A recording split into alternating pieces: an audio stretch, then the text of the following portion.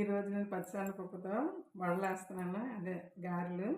ఇది మనం చేసుకోవాలని అనుకున్నప్పుడు ముందుగానే ఒక 12 గంటల ముందు పచ్చిశనగపప్పుని నానబెట్టాలి. అంటే రాత్రి నానబెడితే మార్నింగ్ చేసుకోవచ్చు.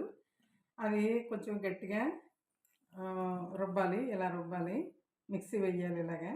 తర్వాత కొద్దిగా కొత్తిమీర, తర్వాత ఉల్లిపాయ ముక్కలు. అంటే పప్పు మిక్సీ చేసేటప్పుడే పచ్చిమిర్చిను అల్లం ముక్కలు వేసి మిక్సీ చేసేయాలి. తర్వాత కొద్దిగా కొంచెం జీలకర్ర వేయాలి. సాల్ట్ కూడా మిక్సీ చేసేటప్పుడే వేస్తుంది. నూనె బాగా కాగిన తర్వాత మనం గారెలు ఎలా వేసుకుంటాం అలా వేసుకోవాలి. అంటే టేస్ట్ గురించి అని నేను వేస్తానంటే, అందరూ వేసుకుంటారు. ఒకసారి చూడండి, ట్రై చేయండి ఎలా ఉందో.